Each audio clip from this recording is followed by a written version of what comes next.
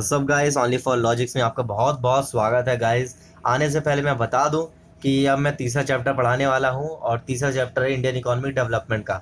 और गाइस ये चैप्टर का नाम है इकोनॉमिक रिफॉर्म। 1991 में क्या रिफॉर्म्स आए, क्या चेंजेस आए या क्या बदलाव आए जो हमारी कंट्री को एक ग्रोथ की तरफ से ले गया, और एक क्या रूल्स एंड रेगुलेशंस जो हमारी बनी। तो क्योंकि हमारे कंट्रीज़ को एक कॉम्पिटिटिव इन्वायरमेंट, मतलब अच्छे से एक ऐसा माहौल बनाना था जहाँ पे एक का प्रोडक्ट उगाए तो दूसरा उगाए, और बढ़िया दूसरा उगाए बढ़िया तो तीसरा और बढ़िया उगाए, और कंट्री का ओवरऑल फ़ायदा हो। ठीक है गाइस, चलते हैं। अब मैं बताऊंगा कि इकोनॉमिक रिफॉर्म क्यों करना जरूरी था, मतलब फैक्टर क्या रेस्पॉन्सिबल थे। पहला, foreign exchange reserve. Foreign exchange reserve बहुत गिर चुका था। गिर कैसे चुका था कि जब अंग्रेज आए थे तो फिर बाद में अंग्रेज जैसे ही गए तो हमारे कंट्री में एक्सपोर्ट इंपोर्ट में बहुत बड़ा प्रॉब्लम हुआ था। हमें इंपोर्ट करना बंद करना पड़ा। क्यों? क्योंकि हमारे पास पैसे नहीं थे और हमारी कंट्री पूरी डूब चुकी थी। तो इसलिए हमारा फॉरेन एक्सचेंज रिजर्व पूरा घट गया था। दूसरा है failure in public sector. Public sector का जो रोल था ना, जो थोड़ा डेवलपमेंट की तरफ, वो तो पहले स्टार्टिंग बहुत बढ़िया था पर बाद में धीरे धीरे घटता गया। ठीक है। दूसरा क्या है? Physical deficit. फिजिकल डेफिसिट मतलब समझ रहे हैं क्या? फिजिकल डेफिसिट मतलब कि एक्सपेंडिचर ज़्यादा था रिसिप्ट का, मतलब हम पैसा ज़्यादा वेस्ट करते थे। वेस्ट क्या मतलब, कुछ ज़्यादा डैम्स वगैरह में जो कंट्री के डेवलपमेंट में ज़्यादा पैसा लगाते थे, जितना मिलता था हमारे पास कम मिलता था, और पर हम ज़्यादा उसको लगाते थे। तो ये दिक्कत थी। और क्या था? डेफिसिट और balance of payment. Balance of payment से क्या मतलब है कि इम्पोर्ट हमारा ज़्यादा हो रहा था और एक्सपोर्ट हमारा कम हो रहा था। तो इसलिए हमको इकोनॉमिक रिफॉर्म्स करना ज़रूरी पड़ा। ठीक है। एक्सपोर्ट इम्पोर्ट एक्सपोर्ट का मतलब समझ रहे हैं ना? इम्पोर्ट हमारे पास जितनी पैसा आया, ठीक है, हमारे जितना सामान आया हमने दूसरे कंट्री से खरीदा। एक्सपोर्ट मतलब हमने जितना कंट्री बाहर भेजा। हम सामान है भाई साहब, हमारे पास पैंट है, हम क्या कर रहे हैं? एडिडास का पैंट है, सॉरी एडिडास का तो जूता होता है मजाक कर रहा हूँ यार। जीन्स का पैंट है, हम जीन्स हमने बाहर भेजा। ठीक है। बाहर भेजा तो उसे क्या हुआ? एक्सपोर्ट। और हमने बाहर से अमेरिका से जीन्स अगर अंदर सप्लाई करा तो हो गया इम्पोर्ट। अब पांचवा रीजन क्या है? Rate of inflation also increases. Inflation मतलब महंगाई। गाइस जैसे कि आप देख रहे हैं कि इन्फ्लेशन होने लग गया है। इन्फ्लेशन का कारण क्या है गाइस?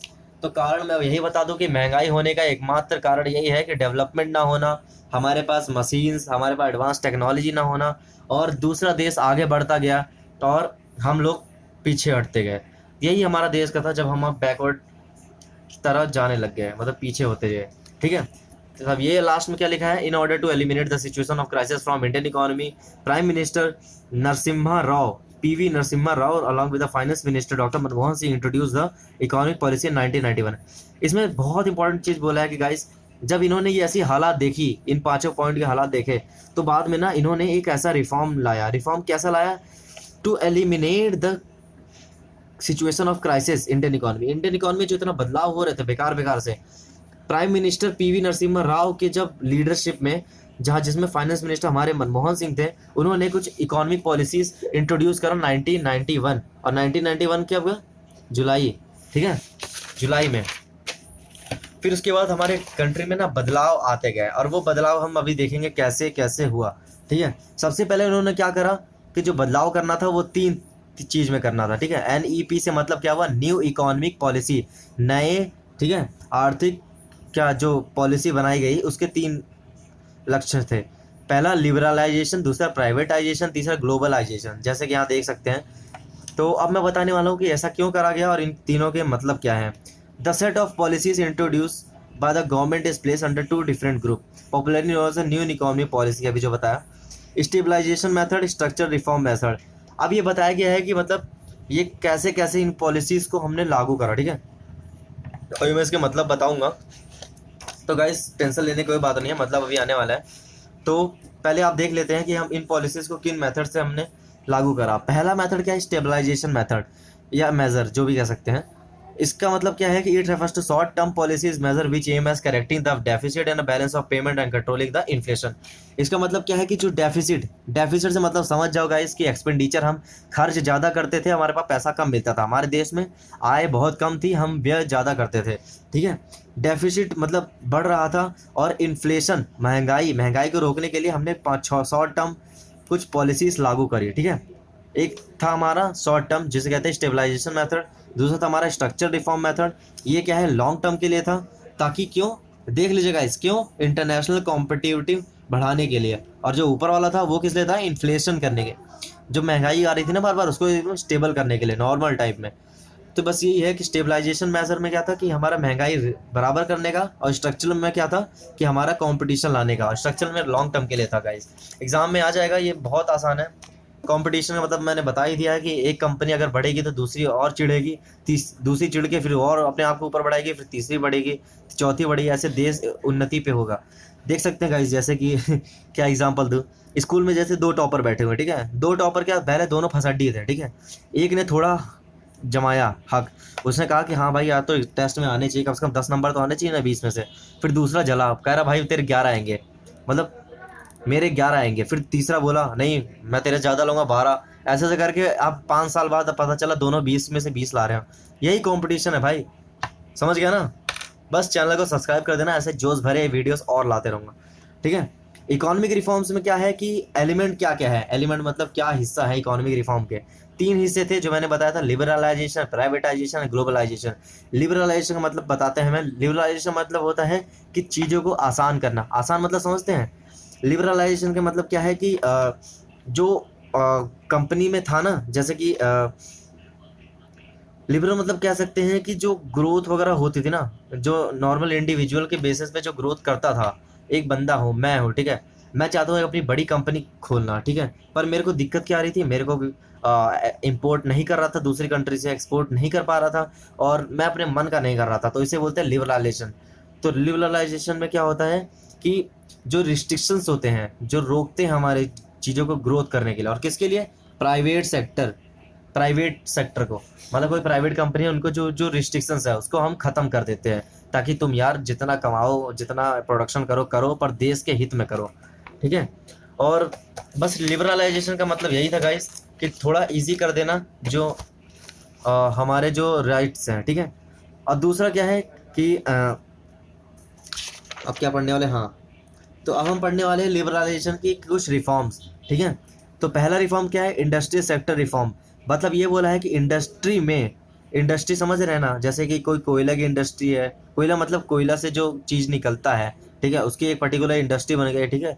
कोई आयरन इंडस्ट्री है, कोई अलग अलग तरह की इंडस्ट्री है, ठीक है, क्लोथ इंडस्ट्री है, वुडन इंडस्ट्री है, अलग अलग इंडस्ट्री है भाई, बतेरी इंडस्ट्री है, ठीक है। टेंशन लेने की कोई बात नहीं है, बड़े आसानी से समझ आने वाला है, वीडियो से ध्यान से देखिएगा।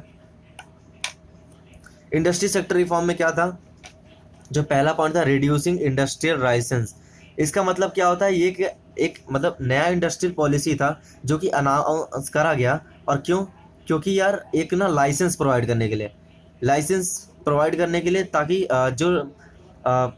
जैसे पर्टिकुलर की कंट्री है, पर कंट्री नहीं कंपनी है, ठीक है, उसके पास जब कंपनी ने कुछ खोला था ना अपने प्रोडक्ट बनाने के लिए, तो जब जब उसने बनाया ना, तो बाद में ना उसको बहुत बड़ी प्रॉब्लम का सामना करना पड़ा। क्यों प्रॉब्लम्स का सामना पड़ेगा, उसको लाइसेंस बनाना था। लाइसेंस कौन बनाता है, इंडियन गवर्नमेंट लाइसेंस देती थी कि हाँ तुम कंपनी तभी सेटअप कर पाओगे जब तुम्हारे पास लाइसेंस होगा। तो लाइसेंस की जो रिक्वायरमेंट है ना उसको कम करा कि हाँ यार तुम लाइसेंस की ज़्यादा जरूरत नहीं है, तुम आराम से कोई कंपनी खोल लो, ठीक है। और लाइसेंस किसकी जरूरत होती है, जैसे कि उन चीज़ों की ज़रूरत होती है लाइसेंस जो कि लिक्वर है, दारू, सिगरेट, डिफेंस की चीज़ें, बंदूक बंदूक, ठीक है, बम बारूद, ठीक है, डेंजरस केमिकल वगैरह, ठीक है, हाइड्रोजन सल्फेट, ऐसी कुछ चीज़ है, ठीक है। पर इन चीज़ में तो लाइसेंस लगेगा, अभी भी लग रहा है, बट इसके अलावा कुछ और कंपनीज हैं, मतलब जैसे भाई कपड़ा उगा रहे हो तो उसमें भी लाइसेंस बनाओ, क्या यार हद है यार। पानी बना रहे हो, पानी मैन्युफैक्चर कर रहे हो, मैन्युफैक्चर का मतलब समझ रहे हो क्या, कि बोतल में भर रहे हो तो उसमें भी लाइसेंस, अरे यार इतने लाइसेंस कौन जिएगा। तो इसलिए लिबरल कर दिया गया इसको कि थोड़ा आराम से करो, ठीक है, कोई ज़्यादा टेंशन नहीं है, लाइसेंस की ज़्यादा झमेला नहीं पड़ेगा, आराम से बिजनेस करो। दूसरा पॉइंट क्या है इंडस्ट्रियल सेक्टर में रिफॉर्म के लिए, decreasing the role of public sector.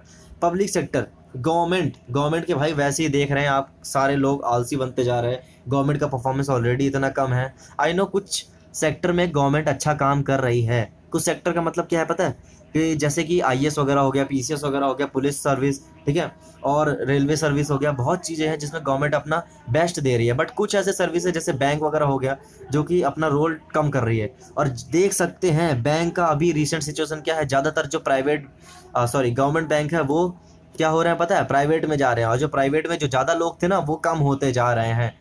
तो बस यही दिक्कत है गाइस, इसलिए पब्लिक सेक्टर का रोल पहले भी डिक्रीज होता था, अब भी डिक्रीज हो रहा है। ठीक है। पहले क्या था, 17 कंपनी थी, अब 3 कंपनी बचे हैं प्राइवेट, सॉरी गवर्नमेंट की। ठीक है। और तीसरा क्या था, मेकिंग MRTP। MRTP मतलब monopoly restrictive trade practice act. मतलब इसका मतलब क्या था कि एक एक्ट है जो कि ना एक मोनोपोली क्रिएट जो करती है ना कंपनी, जैसे कि एक कंपनी है, ठीक है, वो खाली जूते ही बेच रही है, तो दूसरा बंदा चाहेगा जूता बनाने का तो वो नहीं बना सकता, क्योंकि उसने मोनोपोली क्रिएट कर लिया, बाप तो वही है। तो इसलिए क्या करेंगे, दूसरे कंपनी को हम उठाएंगे, सपोर्ट करेंगे, तू भी जूता बना, तेरा भी बेचा जाएगा। ठीक है, टेंशन नहीं लेने का गाइस। चौथा क्या है, freedom to import capital good. Import capital good का मतलब क्या समझ रहे हैं, कि बाहर से हम कोई भी पर्टिकुलर मशीन मंगा सकते हैं बिना किसी झिझक के। दूसरा हमारा रिफॉर्म क्या, financial sector reform. Financial sector reform से क्या मतलब गाइस, फाइनेंस, मनी, पैसा। ठीक है। इसका मतलब पहला क्या है जो रिफॉर्म करा गया, establishment of public sector bank, sorry private sector, क्या हो रहा है यार आजकल गाइस, आप समझ जाना।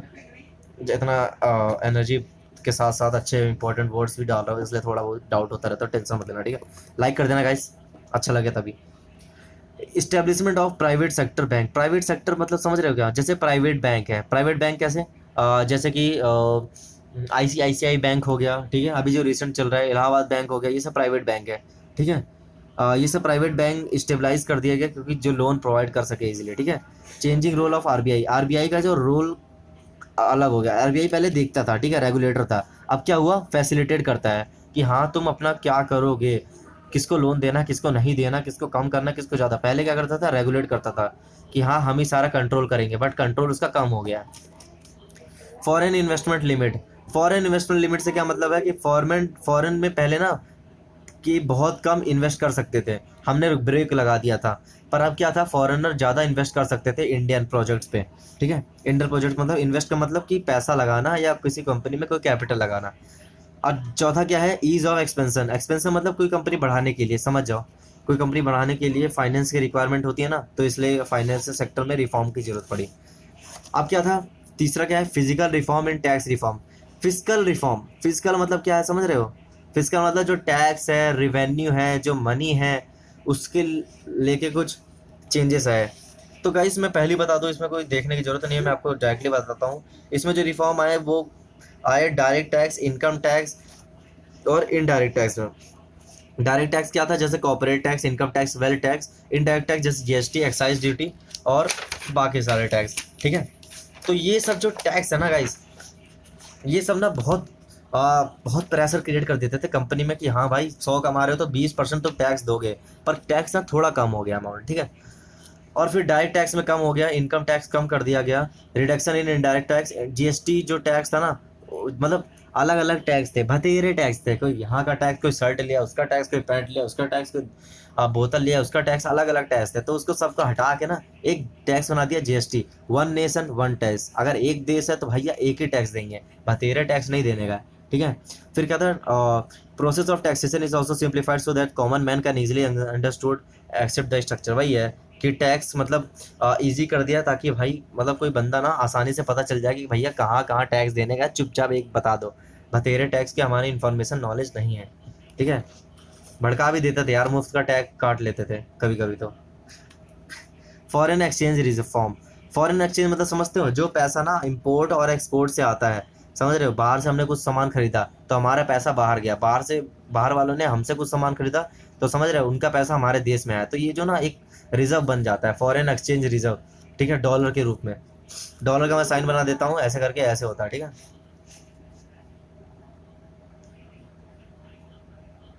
टेंशन मतलब गाइस, डॉलर तुम्हें मिलने वाला है तो वही है कि हमने क्या करा कि पहले इंपोर्ट रिस्ट्रिक्ट था, बंद था, फिर बाद में हमने इंपोर्ट हटा दिया। ठीक है। फिर बाद में लोग ना इंपोर्ट आने लग गए बाहर से, कैपिटल गुड्स वगैरह आने लग गए और हमारा रिजर्व बढ़ता गया। अब क्या बोल रहा है इसमें, डीवैल्यूएशन ऑफ रुपीज, मतलब decrease in value of domestic currency. देखो गवर्नमेंट की ना पहले ना वैल्यू का बहुत कम थी, ठीक है, बाद में फिर अचानक जब बंद करा ना गवर्नमेंट ने, फिर बढ़ गई। फिर बाद में जब उन्होंने फॉरेन रिजर्व में कुछ पैसा डालना शुरू करा और इंपोर्ट एक्सपोर्ट ट्रेड चालू हुए, फिर बाद में क्या हुआ, हमारे देश की करेंसी थोड़ी घट गई, थोड़ी सी प्रॉब्लम का सामना करना पड़ता था गाइस, बस यही है। Adopting of flexible exchange rate system. Flexible exchange rate system से क्या मतलब है कि ध्यान से सुनिए, फ्लेक्सिबल एक्सचेंज रेट सिस्टम, ये बहुत लोगों को समझ नहीं आता है, मैं बताने वाला हूँ। It refers to a system in which exchange rate is determined by the forces of demand and supply of different currencies in the foreign exchange market. Demand and supply का मतलब क्या है? एक बंदे ने डिमांड करा कि हमको इतना गिफ्ट चाहिए, हमको 50,000 गिफ्ट चाहिए, ठीक है। पर मार्केट में थी नहीं सप्लाई इतने का, तो गवर्नमेंट क्या कर रही है पता है? गवर्नमेंट क्या कर रही है कि इसको महंगी कर दी है कि हाँ तुम अपनी डिमांड कम करो, हम थोड़ी सप्लाई ऊपर आएंगे, बराबर हो जाएगा। तो बस यही दिक्कत है, इक्विलिब्रियम पॉइंट इसे कहते हैं।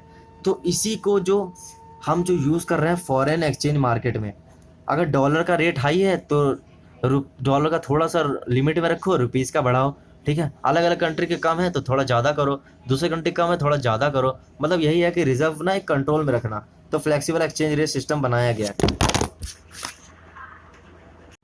तो गाइस मैं बताने वाला था adaptive flexible exchange rate system मतलब होता क्या है। इसका मतलब क्या है कि एक ऐसा सिस्टम अडॉप्ट करो, अडॉप्ट मतलब ऐसा अपने लागू करो जो कि फ्लेक्सिबल हो, मतलब आसान हो, जो कि घुल मिल जाए किसमें? Exchange rate. एक्सचेंज रेट मतलब समझ रहे हैं, जैसे डॉलर से मनी में, मनी से डॉलर में, फॉरेन एक्सचेंज मार्केट में। मतलब इसका मतलब ये है कि हम एक ऐसा सिस्टम एक अडॉप्ट करना चाहिए जो कि डिमांड एंड सप्लाई, लोगों की जितने डिमांड है और लोगों की जितनी सप्लाई दिया जा रहा है वो बैलेंस में रहे, ठीक है।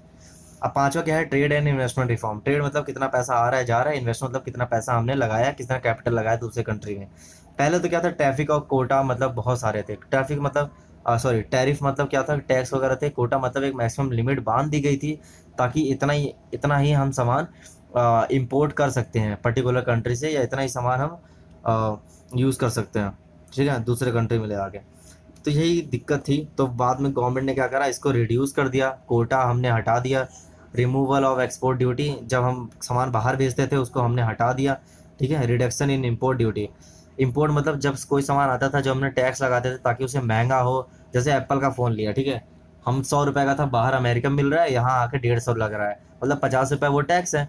और वो 50 रुपये टैक्स हटा के हमने कम कर दिया, बोल दिया 25 रुपये टैक्स, तो 125 का एप्पल का फ़ोन आ गया।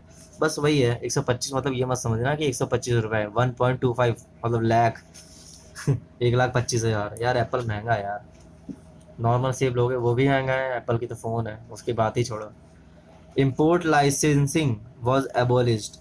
इम्पोर्ट लाइसेंसिंग मतलब अगर कोई कंट्री पर्टिकुलर इंपोर्ट करती है या एक्सपोर्ट करती है हमारे कंट्री में, और हम इंपोर्ट करते हैं, इंपोर्ट मतलब हम उसके यहाँ सामान लेते हैं, तो एक लाइसेंस लगाना पड़ता था, लाइसेंस देना पड़ता था। पर ये लाइसेंस हट चुका है। अब लाइसेंस इन किन चीज़ों पे लगा हुआ है? जो कि हजार्डस है, जो खतरनाक है, जो कि नुकसान पहुंचाए किसको? इन्वायरमेंट को, हमारे जो आसपास वातावरण है, सेंसिटिव इंडस्ट्रीज है। जैसे कि समझ रहे हो सेंसिटिव क्या है? कि थोड़ा सा प्रॉब्लम हुआ सब खल्लास, ऐसे वैसे है यार, अब क्या बताऊं। अब हम दूसरा पे चलते हैं गाइस, एलिमेंट पे। दूसरा का नाम है प्राइवेटाइजेशन। प्राइवेटाइजेशन का मतलब क्या हुआ कि एक ओनरशिप हमें प्रोवाइड कर देना। प्राइवेटाइजेशन सीधा नाम से पता चल रहा है यार, जो गवर्नमेंट सेक्टर है ना उसको प्राइवेट में कन्वर्ट करने का है, ठीक है। और प्राइवेटाइजेशन को सपोर्ट करना है कि प्राइवेट कंपनी हाँ आओ तुम बनाओ आराम से प्रोडक्ट, जो मन चाह प्रोडक्ट बनाओ, पर लोगों के हित में हो, लोगों के फेवर में हो, ठीक है। अब इसका मतलब क्या है? Contraction of public sector. Public sector जो थे ना, मतलब इसके फीचर्स बताया गया है। पब्लिक सेक्टर ना कम होती गई प्राइवेटाइजेशन में। जो मेन मोटिव है वो पब्लिक सेक्टर को कम करना, ठीक है। क्यों कम करना? इसका रीज़न ये है, no longer restrictions on entry of new industries except defence atomic power. मतलब ये बताया गया, इसके फीचर्स है, सॉरी, इसका मतलब ये है कि प्राइवेट कंपनी बहुत सारी हो तो सकती है, पर कुछ कंपनी को छोड़ के। वो कौन से हैं? डिफेंस, एटम बम, रेलवे वगैरह। क्योंकि यार इसके बिना तो कंट्री टूट जाएगी, सब अपना अपना पैसा सोचेंगे तो देश के बारे में कौन सोचेगा।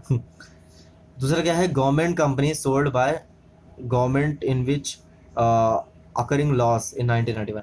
1991 में जो कंपनी घाटा झेल रही थी, लॉस झेल रही थी, उनको गवर्नमेंट से प्राइवेट कर देना चुपचाप से। डिसइन्वेस्टमेंट मतलब जो पब्लिक सेक्टर मतलब इंडस्ट्री थी, PSU, पब्लिक सेक्टर अंडरटेकिंग्स। अभी रिसेंट खबर आई है गाइस, कुछ 30 PSU से अब कुछ 7 PSU ही बचे हैं, 7 या कुछ 4 PSU बचे हैं, ठीक है। वही है, नवरत्न कंपनी है, ठीक है। इतना मतलब करेक्ट डेटा नहीं है, आप न्यूज़ में जाके देखिए एक बार।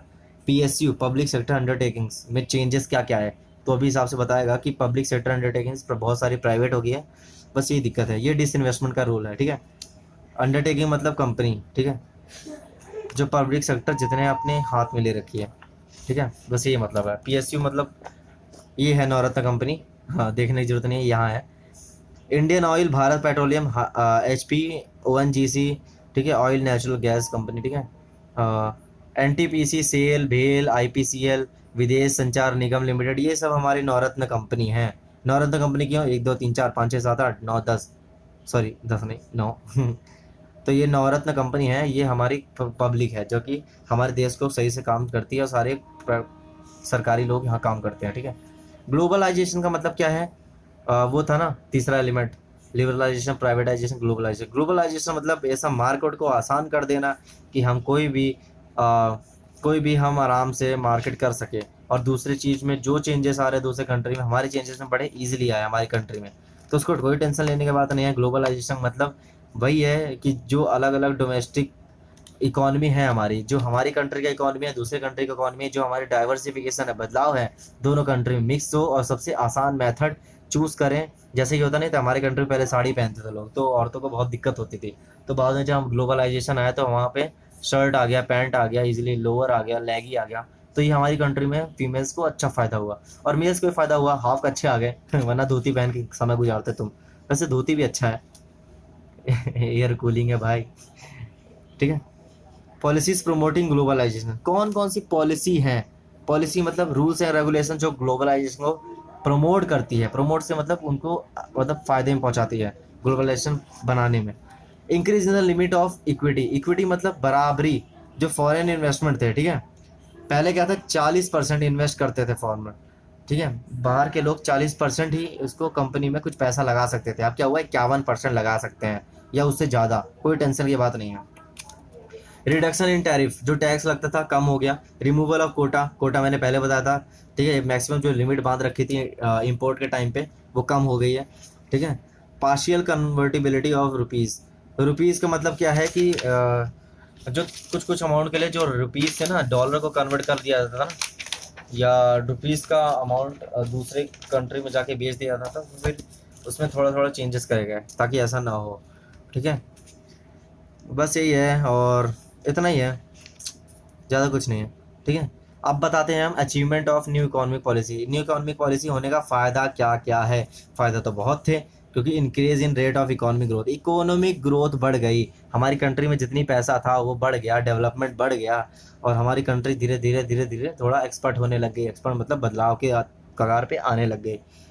तो क्या हुआ, जीडीपी पहले की 1990 और 1991 में 5.6, अब कितना हुआ 7.6, मतलब समझ रहे हैं 2.0% इंक्रीज हुई हमारी जीडीपी, ठीक है, ये हमारा फ़ायदा है।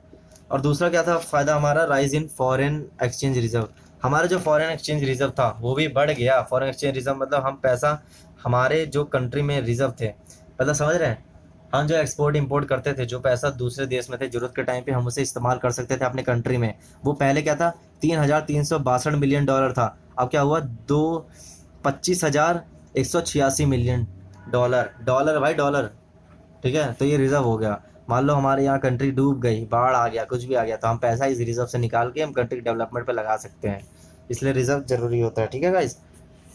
अब तीसरा क्या फ़ायदा हुआ, फॉरेन इन्वेस्टमेंट बढ़ गया। फॉरेन इन्वेस्टमेंट मतलब पहले 100 मिलियन डॉलर लगाते थे लोग, अब 150 मिलियन डॉलर लगाने लग गया। 500 में देख रहे हैं कितना अंतर है, 5 साल, सॉरी 50 मिलियन डॉलर लोगों का मतलब बाहर कंट्री का इन्वेस्टमेंट हमारे देश में बढ़ गया, ठीक है। इन्फ्लेशन मतलब महंगाई जो थी बढ़ रही थी कगार पे, वो 17 से 605 पे आ गई है, मतलब कम हो गई महंगाई, ये तो बहुत बढ़िया था। फिजिकल डेफिसिट रिड्यूस हो गया, जो एक्सपेंडिचर हम कर रहे थे ना दूसरी चीज़ों पे, डैम वगैरह पे, रोड्स पे, कंस्ट्रक्शन पे, वो मतलब कम हो गया, मतलब पैसा भी आने लग गया। मतलब ऐसा नहीं कह रहा हूँ कि मतलब एक्सपेंडिचर कम हो गया, एक्सपेंडिचर तो हमेशा बढ़ता जा रहा था, बट क्या नाम था ना, जो हमारा रिसिप्ट जितना पैसा आ रहा था ना वो धीरे धीरे बढ़ रहा था, समझ रहे हो, धीरे धीरे। तो अब क्या हुआ, एक्सपेंडिचर भी बढ़ रहा है, ठीक है, और हमारे पास रिसिप्ट भी आ रहा है, तो ये जो बैलेंस बना के चलते हैं ना, इसे बोलते हैं फिजिकल डेफिसिट। जब कम होता है तो बैलेंस बन जाती है, टेंशन लेने की बात नहीं है। Balance of payment also come under control, balance of payment वही है कि इंपोर्ट भी बराबर होने लग गया, एक्सपोर्ट भी बराबर होने लग गया, कंट्री को कोई ज़्यादा टेंशन की जरूरत नहीं थी। एक्सपोर्ट ऑल्सो इंक्रीजेस, हमारी कंट्री बाहर प्रोडक्शन करने लग गई है, बाहर लोगों को सारी सप्लाईज प्रोवाइड करने लग गई है और हमारे फ़ायदा ही फ़ायदा। डीमेरिट्स, प्रॉब्लम भी भाई हर सिक्के के दो पहलू है, एक फ़ायदा है तो दूसरा नुकसान है। और नुकसान क्या है, एग्रीकल्चर सेक्टर को मना कर दिया गया कि मतलब उसको ज़्यादा अहमियत नहीं दी गई थी न्यू इकोनॉमी पॉलिसी में, ठीक है। दूसरा क्या था, जॉब सिक्योरिटी, कि हाँ तुम इसी पर्टिकुलर एरिया में काम करो, जैसे प्राइवेट सेक्टर नहीं, जैसे कि पब्लिक सेक्टर में एक बंदा था, ठीक है, 10 साल से कर रहा है, पता चला ये प्राइवेट हो गया और वो कुछ थोड़ा सा बुरा परफॉर्मेंस और उसे निकाल दिया फटाक से, ठीक है। एसएसआई, स्मॉल स्केल इंडस्ट्री, जो छोटे मोटे हैं, चूड़ी उड़ी का काम करते हैं, बिंदिया, ठीक है, और भी नॉर्मल जो मान लो ये सैनिटाइजर बनाने कंपनी, कोरोना वैसे एकदम भर रहा है आजकल, तो ये एसएसआई का भी बहुत बढ़िया रोल था, बट उसको कोई अहमियत नहीं दी गई थी उस time. Metropolitan cities, metropolitan city मतलब जैसे दिल्ली, बम्बई, जो बड़े बड़े सिटीज़ थे, ठीक है, उसको मतलब डेवलप करा गया, बाकी रूरल एरिया, छोटे जगहों पे ध्यान नहीं दिया गया। डिसइन्वेस्टमेंट पॉलिसी मतलब क्या हुआ था कि डिसइन्वेस्टमेंट मतलब क्या था, मैं आपको बताता हूँ दोबारा। डिसइन्वेस्टमेंट मतलब ज़्यादा गाइस कुछ नहीं था। डिसइन्वेस्टमेंट मतलब क्या था कि जो पब्लिक सेक्टर की कंट्री थी, ठीक है, उसको ना सॉरी, अरे गलत लिख दिया गया, प्राइवेट, ठीक है। तो डिसइन्वेस्टमेंट मतलब कि पब्लिक कंपनी को हम प्राइवेट में कन्वर्ट करने को बोले, ठीक है। पर डिसइन्वेस्टमेंट जो पॉलिसी थी हमारी वो इतना कारगर नहीं हुई, क्योंकि ज़्यादातर कंपनीज ने रिजेक्ट कर दिया, कह रहे कि हमारा परफॉर्मेंस हम बढ़ा सकते हैं खुद, तो हमें इतना कोई ज़रूरत नहीं है। क्योंकि डोमेस्टिक जो इन्वेस्टर होते हैं, जो हमारे घरेलू इन्वेस्टमेंट है, जैसे इंडिया के जो लोग इन्वेस्ट करते हैं, वो प्राइवेट पे इतना ज़्यादा जोर नहीं देते, वो इंडियन कंपनी को ही ज़्यादा फ़ायदे में रखते हैं, और उन्हें लगता है कि इंडिया कंपनी फ़ायदा देगी, पब्लिक ही देगी, सरकार जो आती है वही देगी, उसका हमको भरोसा नहीं कब चोरी करके भाग जाए समझ ही जाओ यार। Unbalance growth between two different sector, unbalance growth था मतलब अगर खेती बाड़ी कम होती है तो सर्विस सेक्टर ज़्यादा, सर्विस सेक्टर कम होती है तो खेती बाड़ी ज़्यादा, ऊपर नीचे होता रहता था। Spread of consumer in promotion of the interest of the consumer, मतलब समझ रहे हो क्या, कंज्यूमर नॉर्मल गुड्स जो थे ना, जो नॉर्मल गुड्स थे, आटा चावल पानी, वो शिफ्ट होने लगे लग्जरी गुड्स में, समझ रहे हो क्या। ज़्यादातर लोगों का इंटरेस्ट ना जो नॉर्मल खाना पानी था उस पर ज़्यादा ध्यान नहीं देने लगे, चावल आटा ये सब को जो नॉर्मल चीज़ें हैं, वो उनका ध्यान कहाँ जाने लगा, जो सोना था, चांदी था, गोल्ड था, एक्सट्रैक्शन था, पेट्रोल वगैरह, इन सब में चला गया। अब हम पढ़ने वाले हैं आउटसोर्सिंग का मतलब। आउटसोर्सिंग मतलब गाइस ध्यान से समझ लेना, आउटसोर्सिंग बहुत इंपॉर्टेंट चीज़ है और पेपर में पूछा जाता है। This is one of the most important outcomes of the globalisation. Under this a company hire regular service from external sources mostly from other countries. बस गाइस इतने में ही आंसर है। इसका मतलब क्या है कि एक ऐसी आउटसोर्सिंग का मतलब क्या होता है, एक कंपनी जो कि अलग अलग कंट्रीज़ को ना जॉब प्रोवाइड करती है, अलग अलग कंट्रीज़ के लोगों को जॉब प्रोवाइड करती है, ठीक है। जैसे कि कोई बंदा है, ठीक है, हमारी कंट्री में आउटसोर्सिंग दे रहा है, मतलब बाहर अमेरिका की एक बंदा है, मान लो बॉस नाम का, ठीक है, बॉस चाहता है कि हम इंडिया में काम करेंगे कुछ काम, ठीक है, तो वो इंडिया में आया और बोला कि मेरे को इंडिया में काम करना है कुछ फ़ायदे के लिए, फिर बाद में आउटसोर्सिंग के उन्होंने बात करी और तो बाद में इंडिया में काम पे लगा दिया, और इंडिया का बंदा कोई बाहर जाएगा तो ये भी ईजिली हो सकता था, ठीक है। तो बस यही है, ठीक है। जैसे कॉल सेंटर वाले हो गए, फिल्म एडिटर, म्यूजिक, घर बैठे वही घर बैठे काम करो, वर्क फ्रॉम होम वगैरह ये सब, ठीक है। स्पेशल इकोनॉमिक जोन, ये क्या होता है, it is an economic zone which stabilise for the government of India for industrial development. एक इकोनॉमिक जोन इसलिए बनाया गया क्योंकि हमारे कंट्री में जो रुकी हुई है डेवलपमेंट उसको बढ़ाने के लिए और इंडस्ट्रीज़ को डेवलप करने के लिए, जो कि हमारे कंट्रीज़ को फैसिलिटीज़ प्रोवाइड करेंगे, ठीक है। मैं जल्दी जल्दी पढ़ा रहा हूँ गाइस, क्योंकि आई नो कि ये चैप्टर बहुत बड़ा था और इजीली मैं समझा रहा हूँ, हर पॉइंट समझा रहा हूँ, कोई दूसरा मैं चैप्टर छुड़वा तक नहीं रहा है, तो आपका सपोर्ट बनता है कि उसे लाइक सब्सक्राइब जरूर कर देना। और सीरियसली कह रहा हूँ यार, आगे चल के मैं फ्यूचर में बोर्ड्स के लिए बहुत फ़ायदे चीज़ें मैं पहुँचूँगा, ठीक है। अब पढ़ते हैं वर्ल्ड ट्रेड ऑर्गेनाइजेशन, WTO क्या होता है, GATT, गाट गाट 1948, ठीक है। इसके अकॉर्डिंग क्या है, before WTO GATT general agreement of tariff and trade, मतलब ये एक ऑर्गेनाइजेशन है, वो थी वर्ल्ड ट्रेड ऑर्गेनाइजेशन के पहले 1948 में, ठीक है।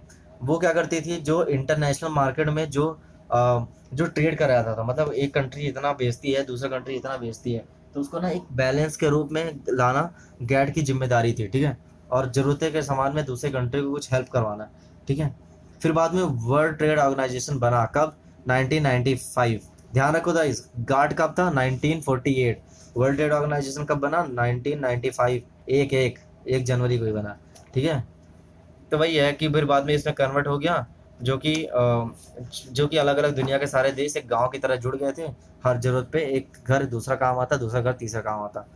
इसका हेडक्वार्टर कहाँ है? जेनेवा में, स्विट्जरलैंड में। मेंबर कितने? 164 मेंबर हैं। ऑब्जर्वेशन दिखती कौन सी है? गवर्नमेंट, तेज गवर्नमेंट इसको निगाह रखती है कि कुछ इसने घपला पपला तो नहीं करा है। जनरल करंट डायरेक्टर कौन है इसका? रोबोटो। रोबोटो कितना बढ़िया नाम है, रोबोटो इसका जनरल डायरेक्टर है। आजेवेडू ब्राज़ील है, ठीक है, जो कि 1/9/2013 से है। आवाज़ आ रही है गाइस? ठीक है। रोल फंक्शन ऑफ मतलब वर्ल्ड ट्रेड ऑर्गेनाइजेशन का फंक्शन क्या है, क्या क्या काम करती है? ये फैसिलिटेट करती है इंटरनेशनल ट्रेड में जो भी हो रहा है ना, जितना पैसा आया, जितना पैसा गया, जितना सामान भेजा, जितना पैसा आया, जितना सामान आया, इन सब का ना फैसिलिटेट करती है, मतलब ध्यान रखती है। फाइनेंशियल एसिस्टिंग मेंबर्स, जो इसके जो मेंबर्स हैं ना, अलग अलग कंट्रीज है, देश, अगर किसी को पैसे कमी होती है तो ये लोन प्रोवाइड करती है, लोन वगैरह देती है, ठीक है। तीसरा क्या है? Always try to remove traffic barriers, tariff barrier, sorry. Tariff मतलब कि क्या नाम है कि ये ना लोन, लोन नहीं, टैक्स, मतलब टैक्स जो लगी होती है, एक कंट्री दूसरे कंट्री पे जो टैक्स लगाती है ना, उसको ना रोकता है, हटा देता है, ताकि आराम से ट्रेड हो सके। ये एक ना वॉच डॉग की तरह है, समझ गया ना guys German shepherd. Making future strategies, इस फ्यूचर स्ट्रेटजी मतलब भविष्य में क्या बदलाव होने वाले हैं, कौन सा तूफान, कौन सा प्रॉब्लम ऐसी आएगी, कोरोना वायरस तो जिन्होंने पता ही नहीं, कि पहले बताते तो कोरोना वायरस भी देख लेते और आराम से थोड़ा बहुत पैसे जमा कर लेते। तो यही है कि भविष्य में देख सकते थे नुकसान क्या क्या होने वाला है, तो उसके हिसाब से अभी से ही तैयारी करना शुरू कर देते थे। डिस्प्यूट सेटलमेंट, डिस्प्यूट सेटलमेंट मतलब कि जो अलग अलग एक कंट्री से दूसरे कंट्री में जो लड़ाई वड़ाई हो रखी है ना, उसको सेटल करते थे। एडमिनिस्टर रूल्स एंड रेगुलेशन, वही है, रूल्स एंड रेगुलेशन को ध्यान रखते थे। तो गाइस इसी के साथ चैप्टर ख़त्म हो गया है। और आई नो कि ये चैप्टर थोड़ा बड़ा था। बस गाइस मैं ज़्यादा कुछ नहीं बोलूँगा, बस सपोर्ट कर दो गाइस। और सपोर्ट कैसे करेंगे? एक लाइक और सब्सक्राइब ठोक के गाइस, लाइक और सब्सक्राइब आप ठोकते हैं तो कसम से कह रहा हूँ कि मेरा विश्वास जगेगा। और व्हाट्सएप पे आप मैसेज कर सकते हैं, नीचे मेरा डिस्क्रिप्शन में नंबर है। तो गाइस इसी के साथ चलते हैं। जय हिंद, सलाम वालेकुम, नमस्ते भाईजान, नमस्ते दोस्तों, और जितने धर्म रिलीजन हैं सबको सत श्री अकाल। चलते हैं, जय हिंद।